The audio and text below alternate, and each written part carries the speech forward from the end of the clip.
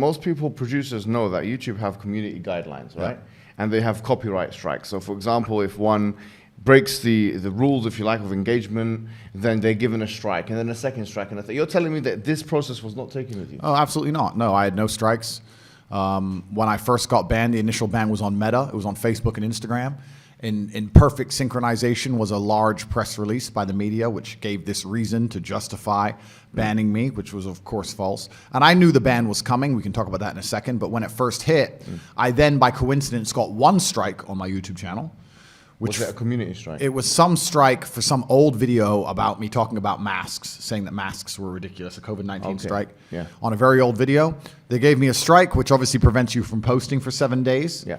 So I filmed a reply to my initial ban, and then after 5 days, I think, as the strike was coming to an end, just before I could post, they deleted the whole channel without explanation, without an email, nothing, just deleted all of it, wiped it off. And the channel wasn't even in my name. This is what's funny about this. Yes, I was on the channel, but the channel was in the name of the producer, so it wasn't even officially my channel. My brother's channel got wiped. Like, they just attack and just delete everything. And yeah, these community guidelines are so ridiculously vague that they don't even mean anything. Trying to read them is like reading garbage. It doesn't make any sense. I've been following the arguments online about this kind of thing. And obviously, one of the key tenets, if you like, of Western civilization is freedom of expression and speech. Yeah. And the main counter-argument is that, no, but YouTube and all these other companies, they're private companies.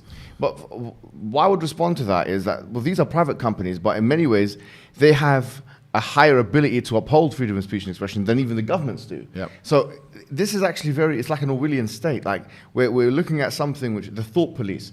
Isn't this concerning that you have these elites, whoever they may be, who can take these arbitrary decisions and delete somebody from YouTube? Like yeah, it's worse than concerning. This is why I talk about the Matrix all the time in my videos, and I try and explain that we are living in a false version of reality. We're living in a computer-generated simulation because the computers, which is the social media companies, are generating a version of reality which simply isn't true. By deleting one entire side of the argument, by purporting facts, which happen to be false, by deleting information which happens to be true, by making sure the algorithms choose what information you see and what you don't see, they're literally affecting the world people live in. And there's people who are walking through the world today with a mindset and a view on life which is the result of false information, the result of a construction by these social media companies. So we're living inside of a matrix. We're living inside of a very false version of reality, and it's scary. And that's, in many ways, it can be more pernicious than a classic totalitarian state, because at least with a totalitarian state, everyone's being honest about their level of domination. With this kind of thing, it's like,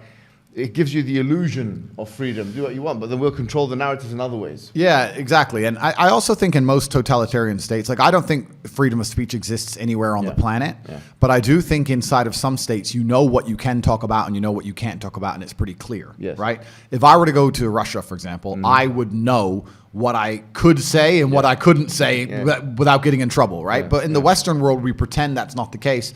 And I think that often they'll let you discuss many different subjects until you get to a certain point of influence, and that's when they get afraid of you. It's not just what you say, it's how powerful your voice is. I think the biggest problem with me is not the things I was saying, it's the fact that I became so monumentally popular. And if you're monumentally popular and you have a huge proportion of the youth and a large contingent of the population which are interested in your words, and you haven't sold your soul to the agenda, then they see, okay, he's a large counteraction to our methods and what we're trying to do here, so he has to go. So I think also you can be the victim of your own success in the Western world.